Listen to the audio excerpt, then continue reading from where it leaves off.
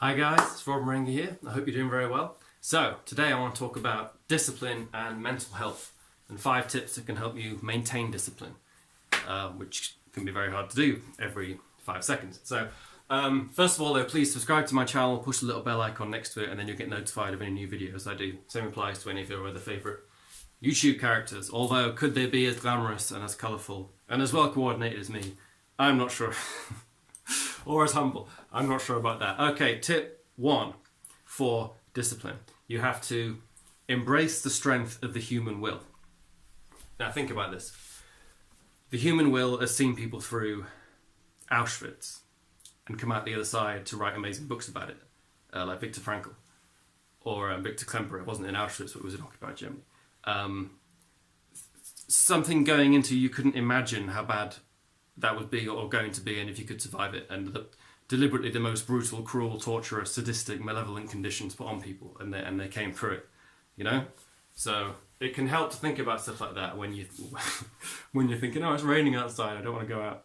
It kind of puts things in perspective. Like the human will may be expressed in a different way, but when Tibetan monks were getting tortured by their Chinese captors, they often said their biggest regret afterwards was not being able to show enough compassion or love or forgiveness to their torturers who've been doing this for years, maybe decades sometimes. There was a story of a military commander of some sort who crash landed in Vietnam, I think it was Vietnam, and become a prisoner of war, and his torture was to have every bone in his body broken.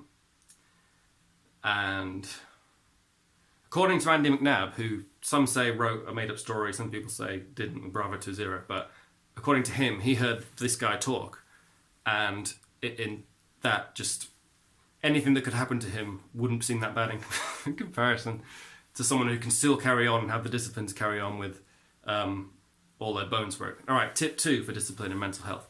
If necessary, shrink your horizons. Okay? I actually made a video called Depression, Shrink Me the Horizon, but I don't think it was very good, so, and the stats proved it. But yes, if you're very depressed or in a colossally low mood, just making your bed can be a start, you know? Start small. And then, but make it well, like completely straight with no creases, and then you could think of maybe taking down some cups that have been accruing in your room. You know you should have got rid of them a while ago. And then you can think of tidying your desk maybe, and then maybe think going outside. But the key to discipline I've found, and I'm no guru in this, I fall short constantly, but it's just forcing yourself to do little things, and they do exponentially grow and make it easier to do other little things. And the more little things you do, the more productivity you do, the more potential you've turned into productive order, not to sound too much like Jordan Peterson, the better. So yes, that's very good for you. Number 3, stay true to yourself and do not stop. This is a very minor example of the power of discipline, but say these YouTube videos, I sort of saw it coming, but it's different when it's actually happening. Like, you get called loads of names and people sort of shoot you down, and but let me tell you, like, YouTube comment sections or messages that you get from people who've seen your videos can sometimes justify the name cesspool that they are given, because they can be not even cleverly cutting. It's just like, you're completely useless, you're going to fail, I hope you die, kind of thing. It's not like, oh, I agree with you on some things and I agree with you on some people are like that, but a lot of times it's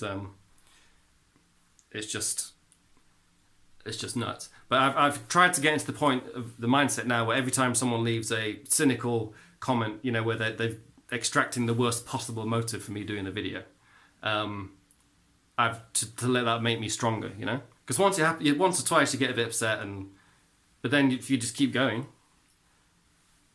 you've defied that, and then you think, oh, that wasn't a big problem at all. I can get over the wall. If you just turn on the camera, in the YouTube case, I get nervous before each video, but if you just turn it on and just hope you can, you know, make some notes and hope you can pull it off, that'd be very good. And obviously, staying true to yourself is an ideal, and by definition, an ideal will always fall short of it and never quite live up to it.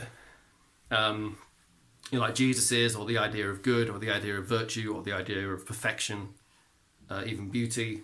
We're always going to fall short, and it's kind of that falling short that makes humanity beautiful, and the struggle upwards, up the ladder, to attain the thing. So yes, you're never going to get perfection, and you need to be compassionate to yourself when you do fall off. Unless you fell off the wagon for like 2 weeks and did nothing but smoke weed and watch Alex Jones or big no-no, and then you probably should be harsh on yourself and have a serious reassessment. Okay, tip number 4 for discipline and mental health: do not underestimate yourself. Okay, as I said before, the spirit that is in you is the spirit that got people through Auschwitz and torture and doing marches for months with no food or water given to them, of living off berries and roots, or people surviving 30-year prison stretches. You know, the human will. Well, you could argue it's different in potency in different people, in people of different temperament, but the human will is very powerful, and the barriers are all psychological. Like the special forces say of various stripes, is 90% mental. You've and me too. You've entrenched these barriers to what you think is possible in your head, and that's what stops you physically doing them. Do you know what I mean? Being ready to die at one point in your life, or nearly dying, I think can help massively with this. People I've known, and me personally, it gives you a new lease for life, and you're a lot less afraid. And someone calling you a name, no matter how politically charged it is, doesn't really bother you that much, because you know yourself it's not true. It's not going to eat away at your conscience, kind of thing. No. People who fought, say in Dunkirk, or one of the countless other battles throughout history across the world, going into it, they might not have thought they could do it. Or if someone asked them a year before, "Oh, could you go to your almost inevitable slaughter and with machine guns and after malnutrition and rats and the rest of it, and fight your fellow man to the death?" Most of them probably would have said, "No, I hope not. Or what you're talking about? You're ridiculous. Get out of here. You're dangerous." But then a lot of them had to do it, and they probably didn't think they could do it before they did it. Do you know what I mean? You pull. Say you're laying on your bed. Excuse me, and you're in the mood of just lying around and moping and doing nothing.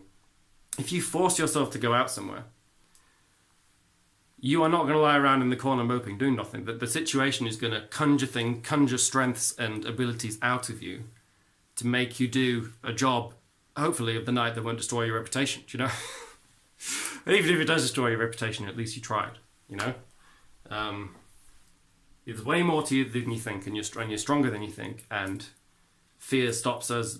And I'm not being preachy about this. I know this because I see it in myself, and I try and share it with you guys and articulate it. I'm constantly falling short of every ideal and principle that I've got, but I'm constantly pushing back, or almost constantly pushing back. Like a day off work, it's so easy just to smoke weed and watch YouTube videos. But I was going to say it's good in the short term, but it's sort of painful, and you feel you shouldn't really be doing it. Portrayed brilliantly by Hank when he gets disabled, by the way, in Breaking Bad, and he's watching TV, that kind of pain look of, I'm stubbornly not going to do anything else, but this is just really unhealthy for me. Yes, that compared to tidying your room, phoning your family, doing something you had to do online, making some YouTube video, that's probably quite esoteric and rare to most of you, but going the extra mile for the meal, or going the extra mile for the kid, or you know what I mean, things like that. Okay, tip 5: picture where you will be if you do not implement your discipline.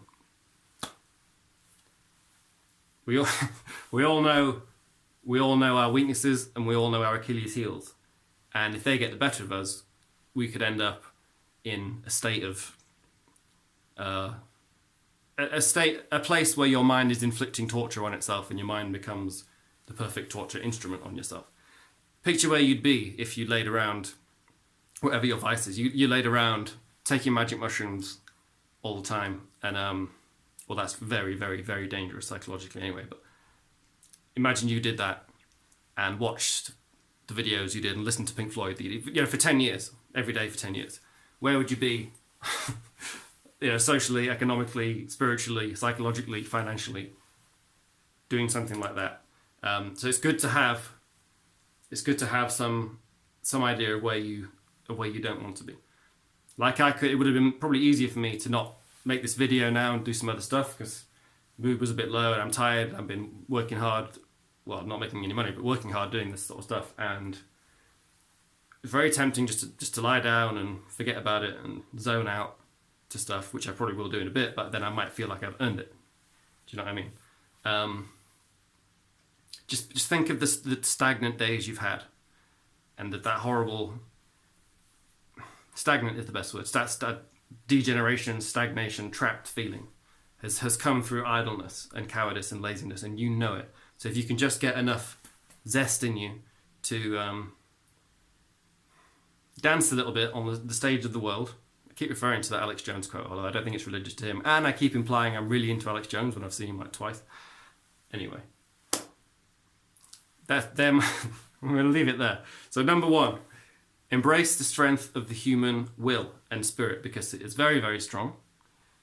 Apologies if I've been messing with the lighting by doing that. Shrink your horizons if necessary, okay? And even if not necessary, it's good. You think, oh, I don't want to start small, you know? Like, start with, I'll tidy the desk. Don't start with, I'll tidy the house. You know what I mean? And build up like that, exponentially. Say to yourself, I don't stop. You know, no matter what. That's an ideal. You will fall short. But if you have that running on your hardware, you will find yourself feeling more fulfilled and more productive and more helpful to people and more useful, hopefully, and get called more names. You know, who wouldn't want that? And number 4, don't underestimate yourself. There's much more to you than you think. There really, really, really is. And you know this, where you've felt like you've been unable to deal with the situation, and the situation comes, and you dealt with it. You might not have done, you know, a Christopher Hitchens or Dalai Lama job of it, but you got through.